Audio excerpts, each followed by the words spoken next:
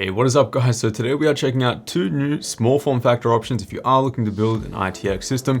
This is the Sliger SM550 and this is the SM560. So this is from the company who brought us the Cerberus and Cerberus X, which I've raved about in many previous videos.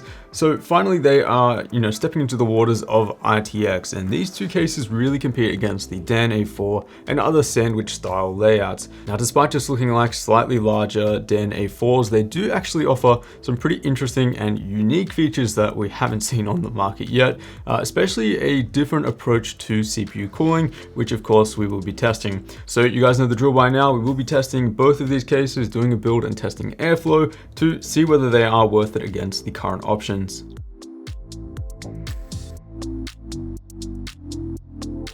So these are both sandwich style SFF cases inspired by the Dan A4, and first let's get up a quick size comparison. The SM550 comes in at 9.7 liters, making it slightly bigger than the Ghost S1 with a medium top hat, and the SM560 comes in at 11 liters, so a little smaller than the Ncase M1. Both come in with a few different color options, as well as the choice of a vented, blocked, or acrylic side panel. The white panels are a glossy finish, whereas the black is left matte, so both look quite good in my opinion. I will also mention that the acrylic side panels are highly reflective and pretty thick, so they do almost look as good as tempered glass. If you are looking to maximize airflow though, of course you want to go for the vented options. So the main difference between the 550 and the 560, apart from the subtleties in the airflow cutouts, is the fact that the 560 is 20 millimeters wider, allowing for 3 PCI expansion slots. So of course this means that it can comfortably accommodate the 2.5 to 3 slot cards that we've seen become very popular with the RTX series GPUs,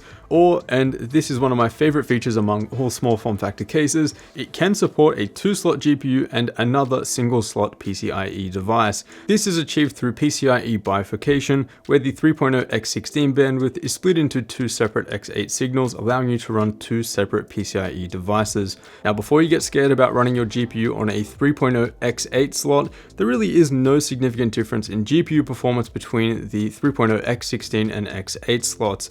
Gamers Nexus have done some pretty handy testing on this if you are interested in diving into it a little bit more, where they found that even with a single Titan V there was no difference, and they could only measure a difference when running 2 Titan Vs in SLI. Long story short, you won't be bottlenecked with today's GPUs. That extra slot means that you could run some really interesting configurations though. You could throw in a sound card, a networking card, a capture card. The choice really is up to you, and it allows you to build exactly how you want for your needs. Now, the chassis of the case is steel with the side panels being aluminium, so structurally it's quite good, and the one thing that I love is that they haven't gone conservative with the airflow cutouts. This case is easily one of the most breathable that I've ever seen. You can accommodate 2 120mm fans directly at the bottom of the case, allowing you to bring fresh air into the case or exhaust hot air out of the case. I'd recommend running these fans in exhaust if possible to create a negative pressure system, which is then going to pull fresh air into the case through the side panels. This is opposed to running those bottom fans as intake, which is then going to force those side panels to act as exhaust vents.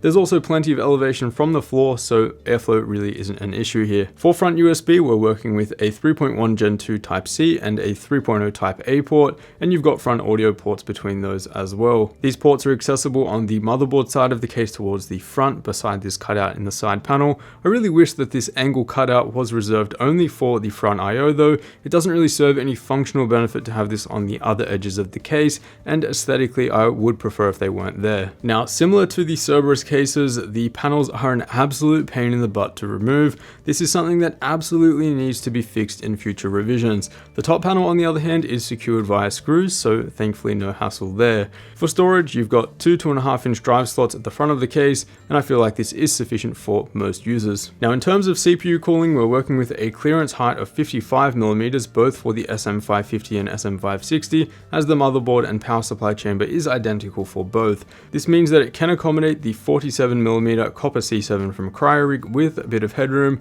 and also the AMD Wraith Stealth if you're running an AMD CPU. Sliger mentioned that you can also run a passive heatsink like the Scythe Big Shuriken Rev 3 without a fan, and rely on those 2 bottom fans for all of the heat dissipation. This isn't something that I've tested in this video, but we will get to that eventually. Now, for thermals, we're just looking at the SM550 today, seeing as both of these cases share an almost identical layout. Starting with the CPU, we're looking at thermals in Blender here for the i5-8400, and they are actually quite good. The most useful comparison that we can make here is against other cases running the same cooler, and that way we can actually conclude whether airflow is better or worse. So in the SM550, the bottom fans do actually allow for a greater heat dissipation for the CPU heatsink, and positioning the fans as exhaust is the most effective. Same for the GPU here, which is the GTX 1080 Ti SC2 from EVGA, where positioning the bottom fans as exhaust runs the card 7 degrees cooler than intake. Again, this is because when positioning the fans as intake, they're pushing air against the exhaust vents of the card, simultaneously making the card less effective at exhausting that heat and less effective at drawing fresh air in through the side panel, seeing as it's now a positive pressure system. We saw the exact same airflow situation with the Ghost S1 with the medium top hat, where exhaust works significantly better than intake. In closing, thermals are absolutely adequate. Both of these cases are extremely well vented, so a huge thumbs up to Sliger there for, not being conservative with the airflow design. Those bottom intake fans, take a look at this. Those bottom fans have no problem at all getting air. So again, a huge thumbs up there to Sliger. You could possibly run a Core i7 or a Ryzen 7 CPU in here with a bit of tweaking. That is something that I might test when I get around to doing a proper build in the SM560 with those 3 PCI expansion slots taken up. Now the SM550 and SM560 are not as pretty or exotic as cases like the Ghost S1 or the Dan A4 or the Ncase M1. They don't feel as premium, although they are still very premium cases, and the cost or the price is still right up there as well at $190 US. It is competing directly against the Ncase M1 and Dan A4, which typically go for around $200. These cases definitely feel a lot more functional and industrial and fluff free. They're not worried too much about the design and making them exotic and whatnot, but some of you don't really care about that stuff anyway. Between the two, it's the SM560 that I'm personally really drawn to, both because, you have the possibility to run 3-slot GPUs, which I would absolutely love to test in this case, and the fact that you can run a 2-slot GPU and another single-slot device, because of the PCIe bifurcation. It's got me thinking of all the different possibilities that you could possibly run in this case. And so, at the moment I'm brainstorming to, what I could potentially do with that setup. If you are interested in either the SM550 or the SM560, you can find them in the links down in the description. As always, guys, a huge thanks for watching. Consider subscribing down below if you haven't already, and I will see you all in the next one.